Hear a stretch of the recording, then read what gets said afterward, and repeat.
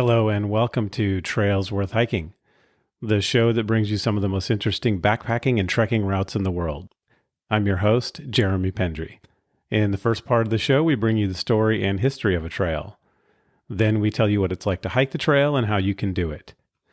On this episode, we hike a 28-mile stretch of wild space on the edge of a metropolis. We'll climb two significant peaks with amazing glimpses of not only the metropolis, but also beautiful San Francisco Bay. Yes, we are going back to California for a surprisingly wild, steep, and rugged trip through the golden rolling hills of Oak Savanna and riparian valleys that were once inhabited by the native people the trail's name honors. And then after that, Spanish missionaries, and then ranchers, and finally, California adventure seekers like yours truly. On this episode of Trails Worth Hiking, we travel the Ohlone Trail in the Coast Range of California.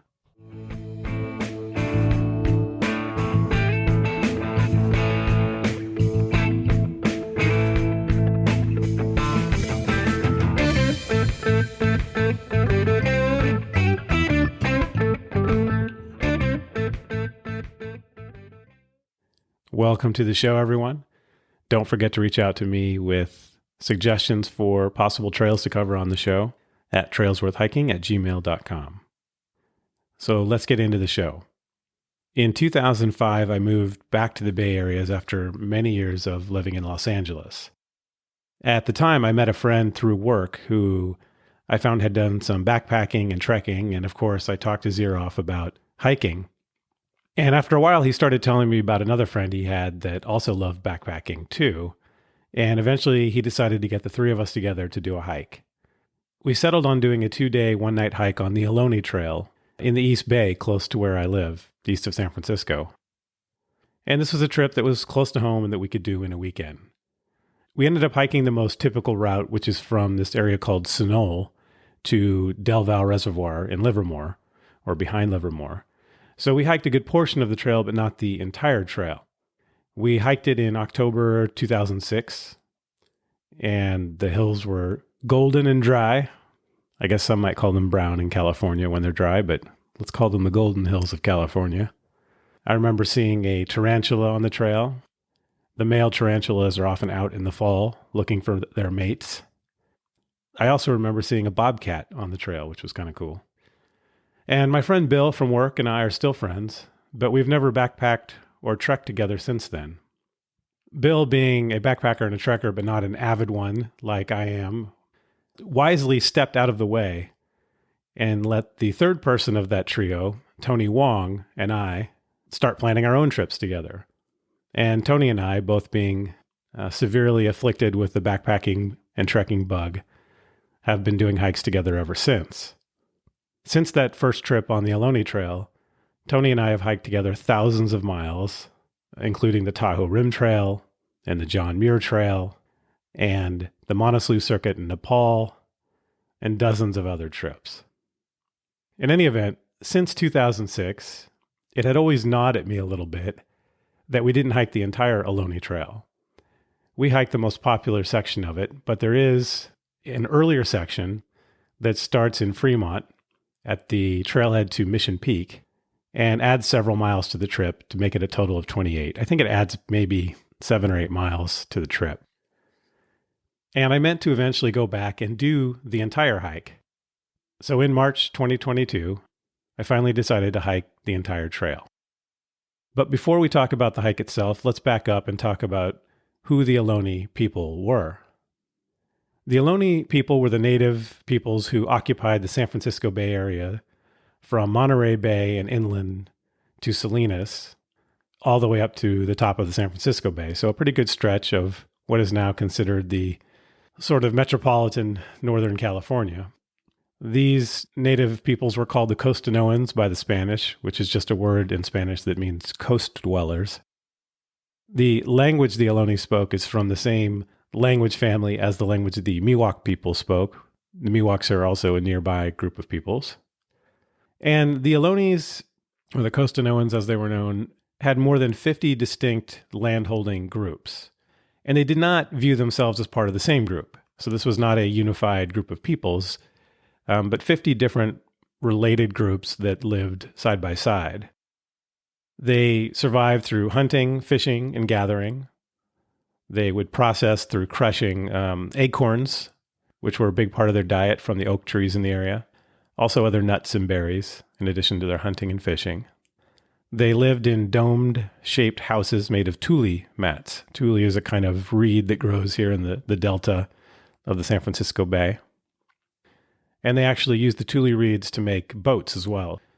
Because of the type of foliage we have here in the Bay Area, the tule reeds were the best option, and they would tie them together in bunches to use them sort of like planks to make their boats. Their religion was called the Kuksu religion, which involved ceremonial dances. And the men actually had a secret sort of dance society that met in underground halls. When they were not dancing in the underground halls, they would actually wear disguises when they were out in the open dancing in front of others. Today, the Muwekma Ohlone tribe still exists. If you go to Muwekma, MUWEKMA.org, they have their own website. And unfortunately, they've been engaged in long legal battles to try to seek federal recognition as a tribe, and to date have not been successful in that. But they're still at it, and for a time had obtained some recognition, but that was later revoked. So I'm not sure about the details of the legal battle, but the fact is there still are people from the Muwekma Ohlone tribe that exist today, and you might want to check out their website and learn something about them. So the European presence in this area, though, as you might imagine, had a huge impact eventually on the Ohlone people. And that really comes down to talking about the Spanish mission system. So let me back up and say, as a kid growing up here in the Bay Area, the missions were something we really loved. They were, for us, I guess, a symbol of maybe the oldest European-style developments in California. It made us feel like we had some history. We would go to the missions for field trips in school. And in fourth grade, I think it was at the time, we would study the missions as part of studying California history. And we would make a little diorama of a mission. So you would sort of pick one of the various missions and make a diorama of that mission. And so we would celebrate it at the time, not understanding the full range of issues it presented, particularly how it impacted the native peoples, which we'll talk about. The Franciscan priest, Father Junipero Serra, who founded the mission system, to me at the time as a kid, was really incarnated in a statue on Highway 280 in the Bay Area between San Francisco and San Jose, kind of close to Stanford University, maybe a little north of there. I don't even know if the statue's still there, but there was a statue of Father Junipero Serra pointing forward, sort of pointing the way of the path of the missions. And I didn't really know who he was or what that statue represented. And today, obviously, it's much more controversial to have a statue of somebody who instituted a system that impacted the natives so negatively. All I remember about this statue was that when the 49ers were doing well, there was always this papier-mâché 49er helmet on him. And if the Giants were doing well, there was a similar giant papier-mâché Giants hat. And so for me, Father Junipero Serra at the time represented really just some sort of symbol of the Bay Area sports teams, really, and didn't have significant meaning to me beyond that, although I knew he had something to do with the missions. Other notable people from the mission period had their names and still have their names attached with streets and towns and other things around the San Francisco Bay Area. For example, my hometown that I grew up in of Pacifica, California, has a Crespi Drive, and Crespi was one of the Franciscan priests. And in high school, when we finally got driver's licenses and bought, fancy cars that we could try to impress girls with, we went cruising on El Camino Boulevard, which is part of the El Camino Real, the King's Way that marked the path between the missions. But we didn't know that. We just knew that was the name of the street. I should say that my own children, a generation after me, still did the mission project in fourth grade. And they enjoyed it as well and learned something from it. But times have changed even since then. And today, California history is often studied in a very different way, often focusing on the gold rush, which had its own, of course, negative impacts. particularly environmentally. But the focus has come away from the missions today because of the controversy around their impact on the native peoples. I visited several missions as a kid, and I visited missions with my own children, particularly when they were during the years where they were studying the missions. And they are, for California, very old. They are some of the oldest structures in California that still stand. And, I always knew that they had something to do with the Spanish presence in California. California has lots of strip malls and homes that copied the mission style. But I wasn't raised in a religious family, so I didn't really understand the mission part of the missions. And I didn't really know what the mission system was about to really understand its impact. So let's talk about that a little bit. The missions were religious outposts established to convert the native population to Catholicism, essentially. They were founded by the Franciscan Order of Priests. Junipero Serra came from Spain to Mexico. He first established missions in Baja California, on the Mexican side of California. And those missions are still there today as well. And I've actually visited, I want to say for sure one, I don't know if it may have been two, when I was in Baja California at one point. But on the, what is today the United States side of the border, the first mission was established in 1769 in San Diego.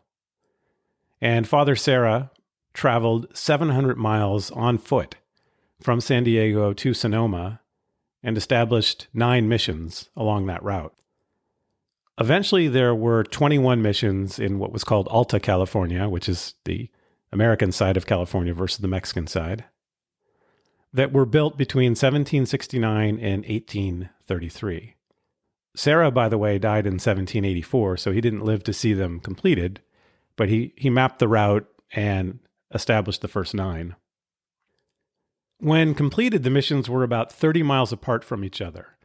And that was done on purpose and was designed to be one day's ride by horse from each other, so that you could take a full day and go from mission to mission up the coast of California, essentially. The route was coastal. The missions aren't on the coast necessarily, but they're all within a fairly short distance of the coast, within a reasonable day's travel of the coast.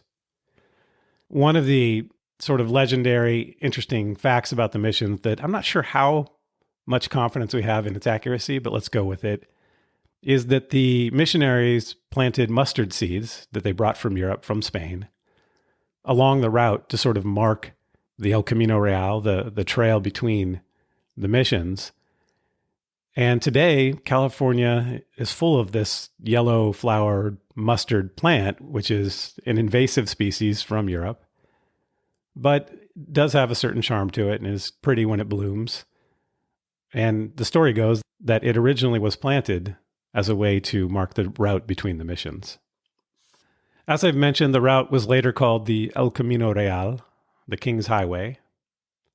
And that route today roughly follows Highway 101 in California. The missions were originally designed to be self-supporting. So in addition to the church, there were workshops and living quarters. And the land around the missions that were owned by the missions eventually were used for farming and grazing animals. But as I said, that was not the purpose. That was to help sustain them. The purpose was to convert the natives. So how did they do that? They created what were called reductions. And this means they took native groups that were dispersed in an area and they moved them into smaller spaces of land, essentially to be able to control them and to help them convert to Catholicism. This was not new in California with the mission system. This kind of thing, this coalescing groups into reductions, had been going on for probably about 250 years by this point, by the Spanish, by the time they brought it to California. And whether it was said overtly or not, the point of this was to destroy the traditional way of life and essentially bring the native peoples into a more European way of living and a Catholic way of living. As we know now, the European diseases that they brought were devastating to the native peoples and greatly reduced their populations. Those that weren't affected by a disease were made to work the land. Once they were converted to Catholicism, they were called neophytes, and they were essentially considered captives of the mission. And so what that meant is if they actually tried to leave the area, they would be essentially hunted down and brought back by guards. So it was sort of a serfdom that was established in a way. During the mission period, the Spanish baptized more than 50,000 natives, but they buried more than 37,000. So that is not a very high survival rate. There is, as I mentioned, a lot of controversy around the mission system, as there should be. Like all missionaries then, and probably now, they thought they were bringing true religion and culture to people who needed it. But that, of course, meant destroying the culture that existed then. California's mission system is one small example of how these kinds of projects have fared throughout history. My goal here is not to judge it from where we sit today, but merely to tell you about it, because it greatly impacted the peoples who are in the area where this hike exists. And also the Mission San Jose, which is in Fremont, California, is very close to the beginning of the trail. And the mission peak above that mission is the first part of the trail. The mission system didn't last very long. Even by 1810, Spain stopped financially supporting the endeavor, not because it didn't believe in it, but because Spain had its own financial problems at the time. And in 1821, of course, Mexico became independent from Spain. And so all official ties with Spain were broken at that point. The biggest change, though, came in 1833 with the Mexican Secularization Act that basically ended the mission system and divided the land into land grants. And this started a period of California's history, which is called the Rancho period, where former military commanders essentially got the land that had once belonged to the natives and began ranching it. They were given the land as an incentive to stay in California out on the frontier. So you've got the situation now where Mexico's newly independent. This official attempt to convert the natives is no longer part of the government's policy, but it has all this land that the missions had occupied, and they turned it over to retired military folks to try to keep it civilized, essentially. Unfortunately, Native Americans didn't do much better working on the ranchos than they had at the missions. They suffered high death rates, disease continued, and they were essentially continuing to act as serfs working the land for someone else. But this period didn't last long either. In 1846, there was a war between the United States and Mexico, the Mexican-American War. And in 1847, California became a U.S. territory. There was a treaty that kept the ranchos intact, but a huge legal mess followed, and many of the ranchos eventually went belly up. And then, of course, the famous California Gold Rush of 1848 and 1849 came immediately after that, and in 1850, California became a United States state. One interesting thing is that many of California's modern urban boundaries are still based on the rancho land grant boundaries, and thus indirectly still based on how the mission system had developed. Today, the missions are still used in many respects. They're still working churches. They are also historical sites that you can visit with museums, and the grounds are available to see. Those that fell into disrepair have been preserved or partially reconstructed. Let's talk for a moment about Mission San Jose, which is the mission very close to the start of this trail. Mission San Jose was built in 1797. It is in what is today Fremont, California, not San Jose. Actually, Mission Santa Clara is the closest one to San Jose, the city of San Jose. This is on the east side of the San Francisco Bay, and it's about 13 miles north of Mission Santa Clara.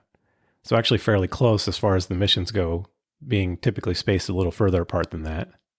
The natives who were part of the Mission Santa Clara system built Mission San Jose. Eventually, it became one of the most prosperous missions. By 1832, it had cattle on lands all the way from Oakland to San Jose. There were thousands of horses, sheep, and cattle. There were originally over 100 adobe buildings. But like the other missions, it was sold off by the Mexican government and it fell into disrepair like many of them. And then in 1868, an earthquake destroyed the church. Turns out the Hayward Fault, an earthquake fault in the San Francisco Bay Area, runs right through the mission. In 1985, though, the church was rebuilt in a near perfect replica of the original church. And today it is a church that has its own congregation and is used, and also has a primary school.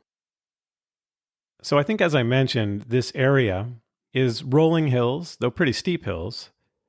It's mostly fire roads and trails that are connected to make the Ohlone Trail and the other trails in the area. One thing I should note is that it can be pretty steep, and I think people really underestimate how steep the hills in the East Bay and the South Bay can be. I actually find these hikes, like the Ohlone Trail, like the Diablo Trail, which we covered in another episode, and some of the hikes in Henrico State Park, east of Morgan Hill and Gilroy, below the South Bay, to be really great hikes to do in the spring to get yourself into shape for the mountain hikes of the Sierra in the summer. This area is oak savanna, meaning it's mostly grasslands with oak trees interspersed. And it has a kind of open beauty that I think can be very refreshing and really enjoyable to hike through. Before we get into the logistics for the hike itself, I want to take a moment to thank our sponsor for the show, Outdoor Herbivore. Outdoor Herbivore makes tasty, high-quality backpacking meals. The meals are vegetarian and vegan, but as you know, and as I always say, you do not have to be a vegetarian or a vegan to love these meals. They're delicious for everyone. They have lots of calories so that a hungry hiker can feel satisfied. And they come in boil-in-a-bag packaging, so all you need to do is pour hot water in and seal them up for 10 minutes, stir, and your dinner's ready. Outdoor Herbivore has worldwide shipping, so even if you're not from the United States or live in the United States, you can still get Outdoor Herbivore backpacking meals. I should also mention that they sell their ingredients in bulk, so that if you want to design your own meals and just buy the ingredients like dried beans or pre-cooked rice or whatever other ingredients you might need or want that are found in other Outdoor Herbivore meals, you can buy them in bulk from Outdoor Herbivore and put together your own backpacking meals. I used to do that quite a bit. I used to use freezer bags, so a quart-size freezer bag as my boil-in-a-bag package. A freezer bag will hold boiling water, and you can treat it just like boil-in-a-bag packaging for a commercial backpacking meal. So you can put your bulk ingredients in the freezer bag, pour in boiling water when you're ready to eat it, stir it up and seal it for 10 minutes, and your meal is ready. So that's an option with Outdoor Herbivore as well through their bulk items. Trails Worth Hiking listeners get a 10% discount on Outdoor Herbivore. Use the discount code TWH10P, so Trails Worth Hiking 10%, to get your discount on Outdoor Herbivore backpacking meals at outdoorherbivore.com. They are supporting this show to help keep the lights on here, so if you feel so inclined, give them a try, support them, and send me an email afterward and tell me what you think of their meals. So check them out, Outdoor Herbivore at outdoorherbivore.com. All right, so let's go into the logistics for this hike. So what is a good reason to do this hike? Well, if you live in the San Francisco Bay Area, it's right in your backyard, so that's a great reason to do it if you are from here. Or if you even plan to visit the San Francisco Bay Area, you can tack on a weekend or a few extra days and do a hike. You know, when I travel pretty much anywhere in the world, I try to find a backpacking trip that I can do or a trek that I can do as part of my trip. And should be no different when you travel within the United States if you're from the United States. So this is a great option to see the Bay Area in a very different way than the traditional tourist sites, or if you're just going to visit family, why not add a backpacking trip? As I mentioned a few minutes ago, though, it's also a great tune-up for the summer mountain hiking season. The East Bay Hills are very challenging hiking. And it's always good to have shoulder season hikes available and not just confine your hiking to the summer mountain season. Following from that, the best time of year to do this hike is really the spring or the fall. In the spring, there's more water available, as you might expect, than in the fall. The summers here in the East Bay can be scorching hot. So you do not want to hike this hike in the middle of the summer. It will be miserable hot, so don't do it. The spring or fall is the best time. When I hiked it in 2006 from Sunol to Del Val, that was in the fall. I think it was in October. And this trip that I'm going to be talking about today was in March. There's no real special gear you need. I think you want to carry decent water capacity because there can be significant stretches without drinking water available. So having at least capacity for a couple of liters is important. The hike starts in Mission Peak Preserve, which is an easy place to get to off of Highway 680. So you take 680 to Mission Boulevard exit. There are 2 Mission Boulevard exits, so make sure you're going to the correct one.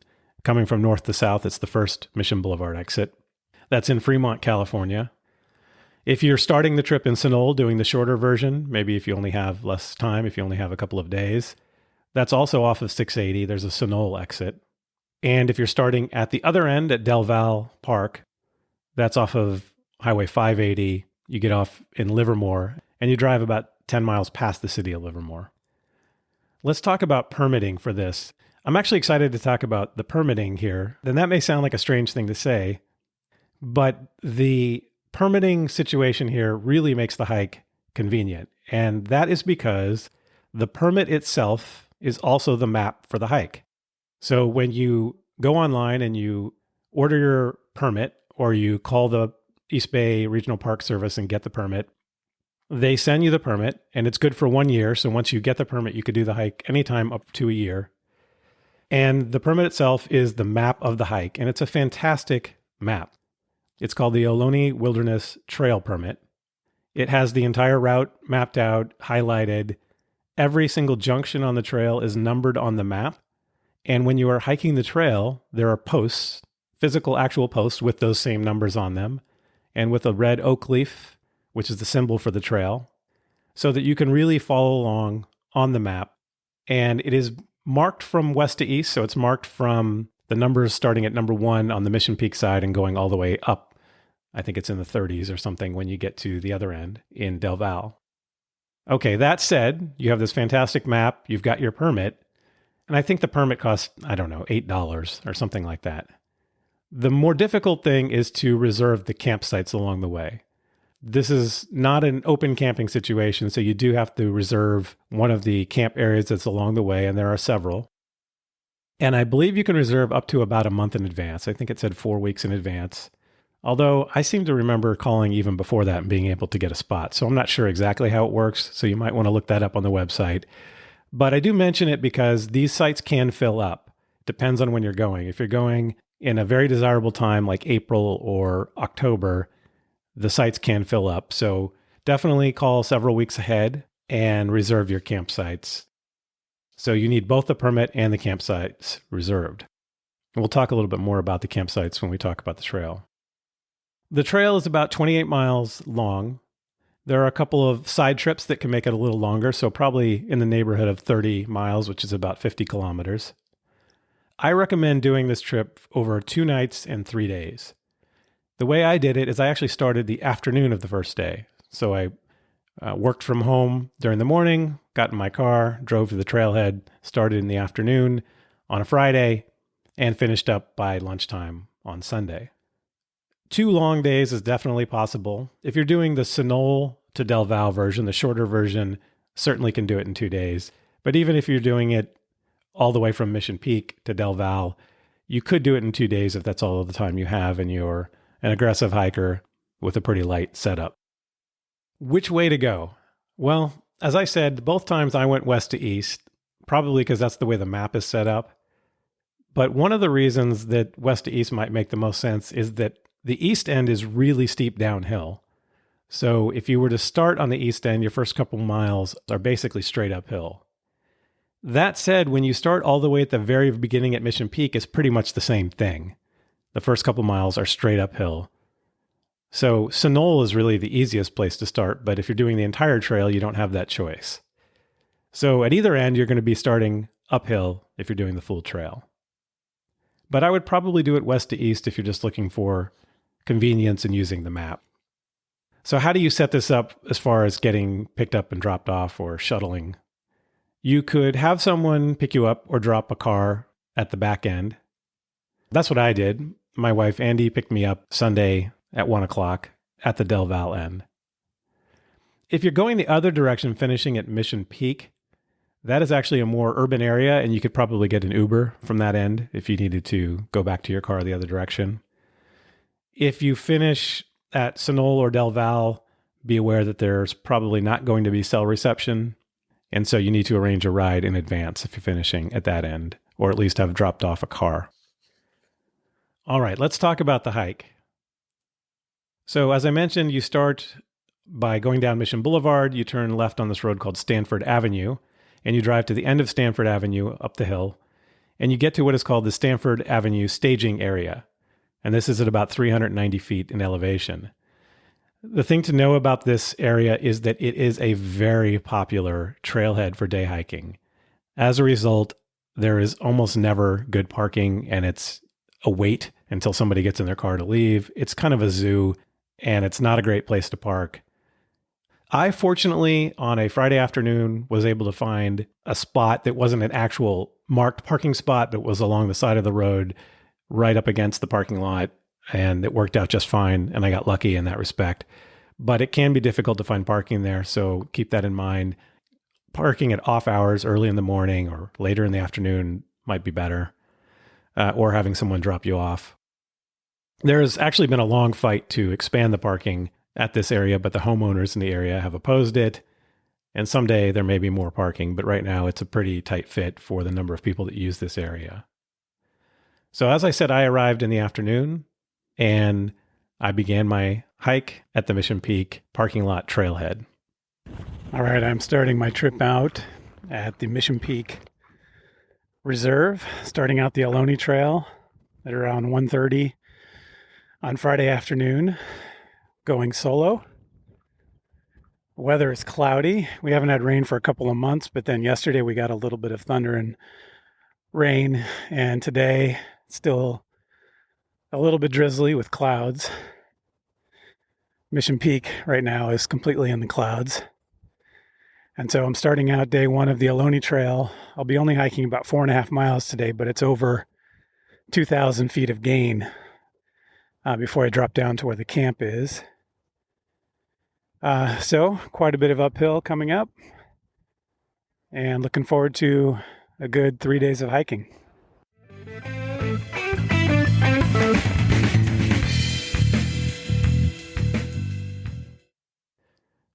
Mission Peak is 2,517 feet high, so somewhere in the neighborhood of between 700 and 800 meters high.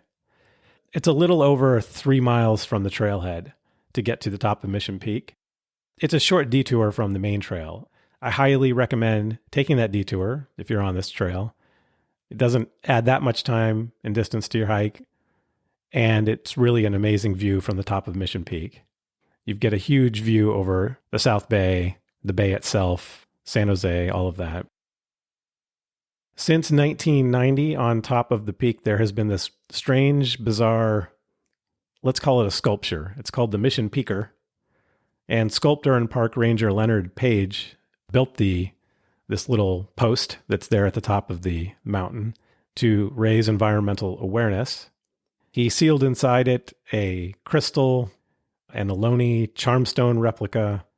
Apparently there's a bottle of 1990 Zinfandel wine in there, and 5 different time capsules with articles and photos, including of such cultural icons like Bart Simpson.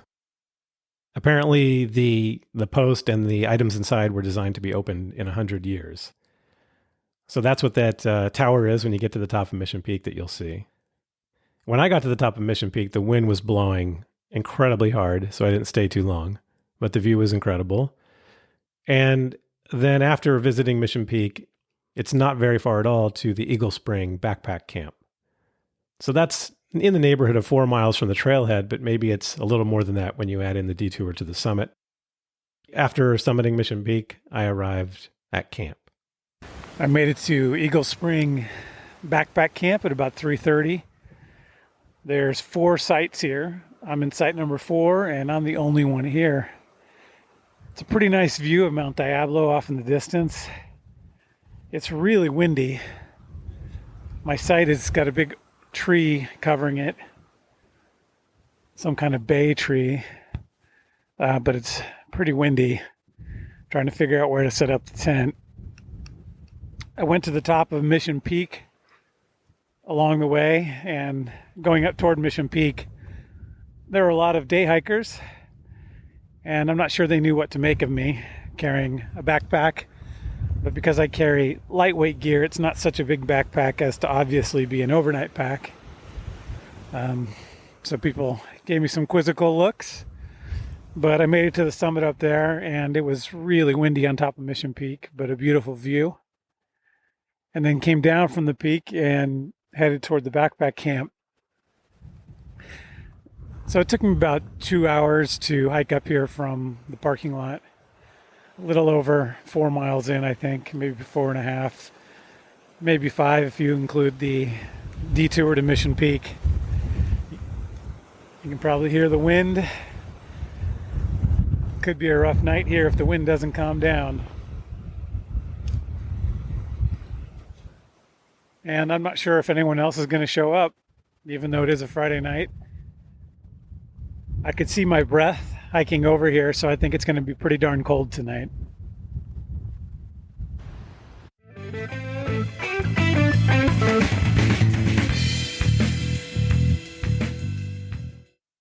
After spending some time resting, I put up my tent in very high winds, which was quite a bit of effort, and tried to settle in to camp and to make dinner. It's late afternoon. I got the tent set up. The wind is really strong right now. I'm a little worried about the tent coming apart, but so far so good. And I'm inside the tent getting some warm clothes on and trying to figure out how I'm going to cook dinner with all this wind.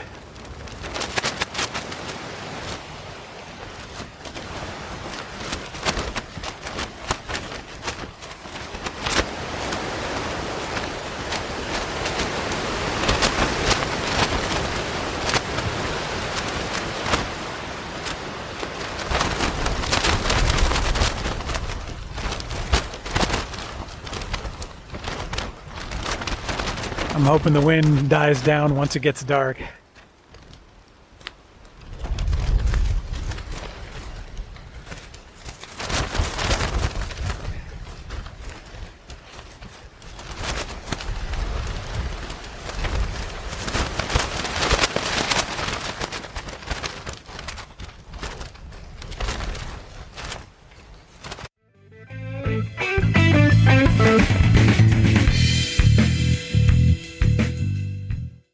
And after getting my gear set up and making dinner, I settled down for the evening.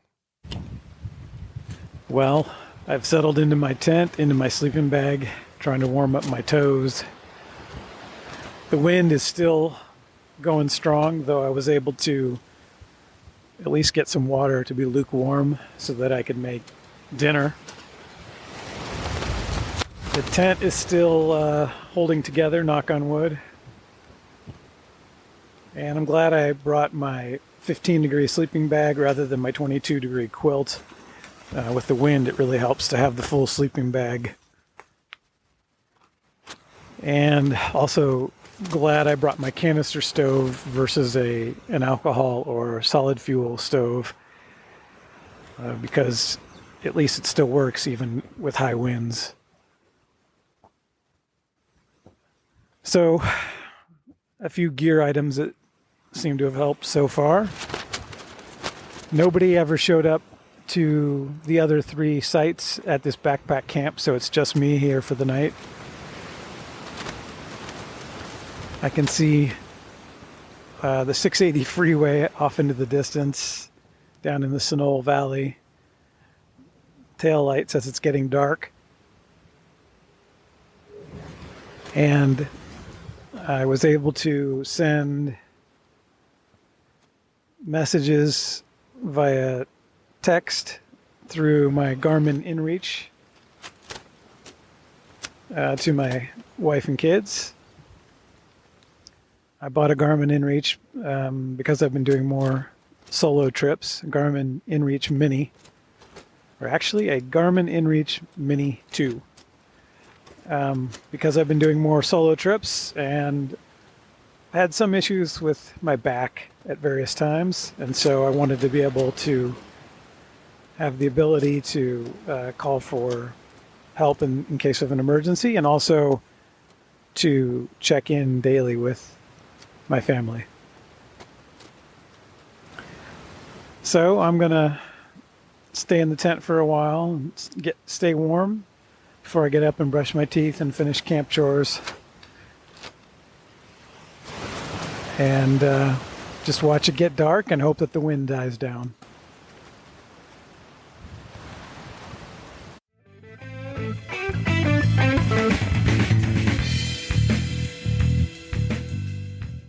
That evening turned out to be windy, rainy, and quite an adventure, more than I had bargained for. But I enjoyed it nonetheless, as I always do. The hike the next day leaves the Mission Peak Preserve and goes through some water department land for a while, and then reaches Sunol. To get to Sunol, there's a road crossing. It's about 8 miles in to get to Sunol from the original trailhead at Mission Peak. And the road crossing is Calaveras Road, and that's at about 7 3/4 miles in, so maybe 12 or 13 kilometers in. And at that point, you cross into the Ohlone Regional Wilderness, and then pretty quickly you come through a parking lot for hikers at the Ohlone Trailheads area. There's water available there. There's a creek. Oh, and by the way, I should back up and say at each of the backpack camps, there is water available too. Eagle Spring has 4 different sites and 1 water pump and a pit toilet. When you come into Sunol, this is the only time you really come into civilization along the hike. And it's a sort of brief popping into civilization and then back into the backcountry. But I did take a break and sit down for a minute at Sunol and take in what I had accomplished so far. It's about 10:15 or 10:30 on Saturday morning. And last night it was windy and cold and rainy. And I've made it to the parking lot at Sunol after a couple hours of hiking this morning. And I'm about to head onto the part of the Ohlone Trail that I've done before, but way back in 2006. This is the only place where it crosses a parking lot or a road. Looking at the trail ahead, it looks like it snowed last night. There's a pretty good dusting of snow on the mountains, although it's warming up right now a little bit. And still a little bit of clouds, and not sure if the weather's going to clear today or not. Tonight's camp is about another 10 or 12 miles from here, and it's quite a bit higher up, so there's a chance there'll be snow up there, but maybe it will have melted by then. In any event, I just had a snack, took a little break, and I'm about to head off.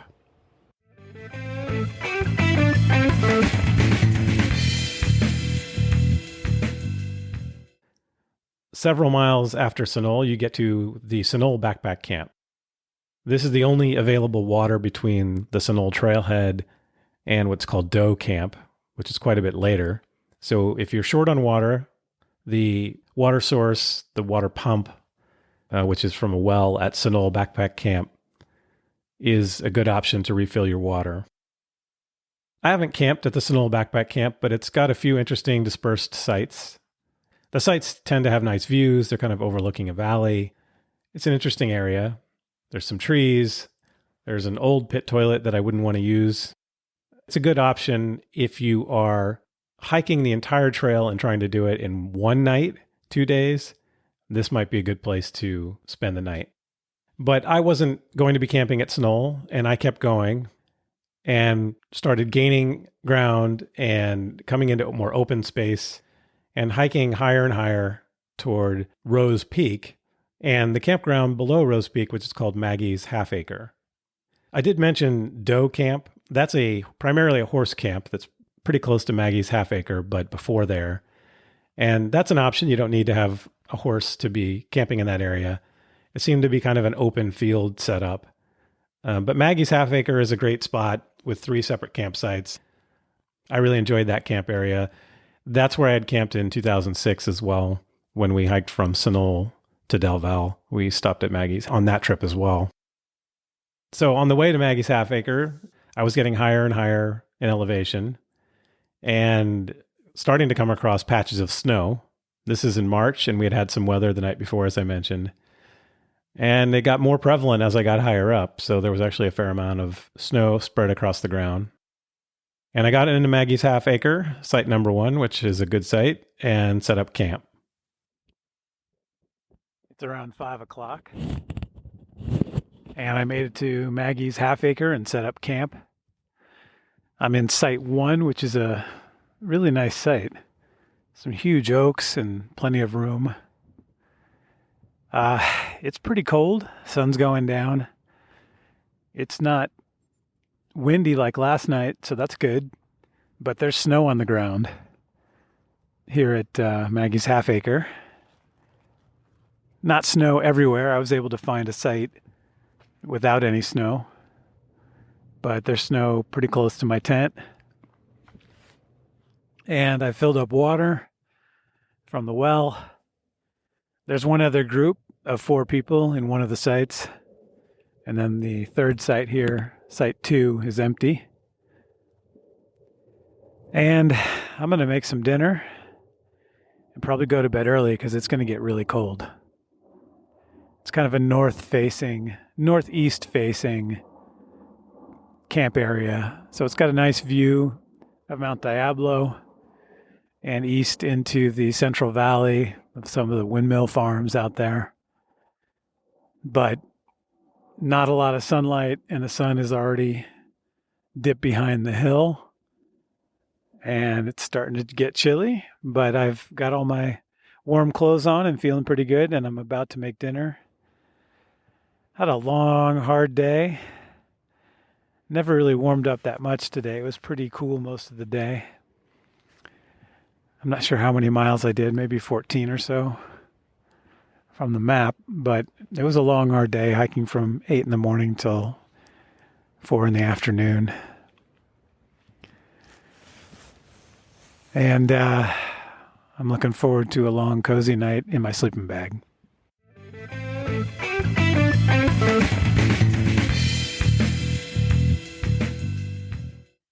And after setting up camp, I settled in to cook dinner.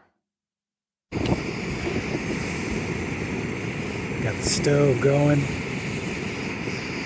heating up water. Seems to be working a lot better than it did yesterday with high winds. Really looking forward to a nice hot meal. Having the outdoor herbivore chickpea sesame ziti tonight. One of my favorites.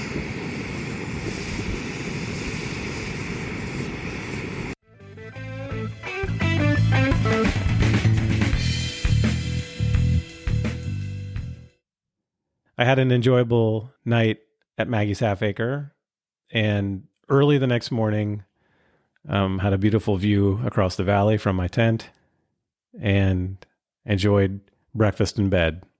It's a little after 6 in the morning. There's a little glow of sunrise in the distance, just starting to get light. There's frost covering the ground that wasn't already covered in snow, and frost on my shoes and everything that was outside. I went out to take a pee and retrieve my food bag where I had it hanging from a tree limb. And now I'm cooking breakfast in bed, back into my sleeping bag with the stove set up just outside the tent. And the tent open, and heating up the water for my oatmeal and my coffee. Going to get going early this morning because I've got about a 4 to 5 hour hike to get to the end of the trail where Andy's picking me up between 12 and 1 p.m. And I'm just kind of excited to get on the road, as they say. Everything was covered in a lot of condensation in the tent early last night because the air was really still and cold. But now it's breezy, which is perfect because it's taken away all the condensation and dried everything out. And it's a beautiful morning. From where I'm sitting, I'm up on kind of a ridge or kind of a plateau where I can see out across a valley to the next ridge, which I think I'll be hiking down later this morning.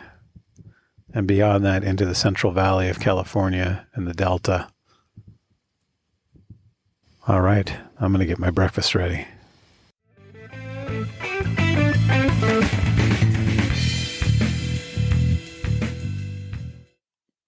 In the morning, after I packed up, I went to the top of Rose Peak, which is very close to the campsites of Maggie's Half Acre, really probably a quarter mile at most above the campsites, along a couple of fire roads to get there. It's a pretty easy stroll. Rose Peak is another fantastic view of the area. It's only 32 feet lower in elevation than Mount Diablo, which we talked about on the Diablo Trail episode. So Rose Peak is at 3,817 feet. Mount Diablo is clearly visible from Rose Peak, and actually for a while beforehand on the trail. By the way, definitely check out episode 9 about the Diablo Trail. If you're interested in these hikes in the Bay Area, that's another fantastic local Bay Area hike. That one I actually hiked all the way to my front door, which was kind of cool. So check out episode 9 if you haven't heard that one yet. So Rose Peak itself was actually called Maggie's Half Acre because Maggie Rowell, who I don't know her relationship to the owner of this area originally, but his last name was Rowell, so related somehow. I don't know if it was his wife or daughter. Maggie Rowell leased the peak to the United States Geological Service to put its instruments on it. So they affectionately called it Maggie's Half Acre, and that's why the backpack camp just below the peak bears that name. After quite a bit of hiking, you start heading downhill, and you go through this really sort of riparian area called Williams Gulch, which is quite beautiful, but also quite steep down and then back up. And then eventually you get to the end of the trail after a very long downhill on fire roads that's quite a knee buster. You get down to Del Val Regional Park, and you end up in what's called the Lichen Bark Picnic Area. So if you're going to have a ride pick you up, it's important to tell them that it's the Lichen Bark Picnic Area because there are several different spots in Del Val, and you want to make sure they're at the right place. There's also a campground in Del Val, so if you want to continue your trip and spend a night camping there, you could do that if you reserve a spot at that campground. Or if your ride wants to camp with you for a night, you could have them come pick you up and go car camping for a night. All right, so that does it for my hike of the Ohlone Trail. Often when I have a guest on the show, I will go through a few questions, as you know, to try to learn something more about the guests. And over time, I think I've given my take on some of those questions, but I thought I'd answer one of those questions myself today. One question I often ask is, what is one piece of gear you don't leave home without, or everyone should consider bringing when they go on a hiking trip? And I want to answer that question today with one of the pieces of gear that I always bring that has made a huge difference for me, and that is a very lightweight inflatable pillow. I have a very lightweight backpacking setup, but one of the things I've learned over the years is that a good night of sleep is worth its weight in gold. And as a result, I will carry a few minor luxury items to make sure I get a good night of sleep. And one of those items is an inflatable pillow. There are lots of brands, so I'm not going to endorse any particular brand here, but there are quite a few lightweight inflatable pillows that you can find on Amazon or at places like REI, and try a couple out, find one that works for you. But especially because on backpacking pads and in using a mummy bag, kind of sleeping bag, it's often helpful to be able to sleep on your side, and getting a nice inflatable pillow under your head can really make that easier to do. I also use it with a fleece stuff sack that the pillow goes in, and the fleece has a couple of straps that go around my sleeping pad. And I think that's important too, because if the pillow keeps scooting away from you in the middle of the night, it's not terribly useful. So I have found this combination of a lightweight inflatable pillow plus a fleece stuff sack that has straps to keep it on my sleeping pad really, really helps me to have a great night's sleep. And I highly recommend putting together a system like that. All right. So I hope that I have inspired you to hike the Ohlone Trail. And if you've enjoyed this episode, tell a friend about it, or better yet, leave us a good review on whichever podcast service you use. And keep in mind that this podcast is entertainment and meant to spark your interest. If you decide to hike the trail, do your own research. Like anything else worth doing, outdoor adventure has risk. So when you go, pack your common sense. And when you get back, tell me how it went. Before we go, I want to tell you about our next episode. Next time on Trails Worth Hiking, we travel more than 90 miles on a loop hike through dense forests in the Pacific Northwest. This is no easy stroll in the woods, though. This is punishing up and down hiking around the skirt of a massive volcano that is visible all the way from Seattle. Next time on Trails Worth Hiking, we travel the Wonderland Trail in the Cascade Range in Mount Rainier National Park in Washington State. All right, if you have any questions or feedback on this episode or ideas for future episodes, including if you want to be a guest and talk about a trail that you've hiked, reach out to me at trailsworthhiking@gmail.com. So start planning your next hike, and before you know it, you'll be on the trail. Thanks for listening.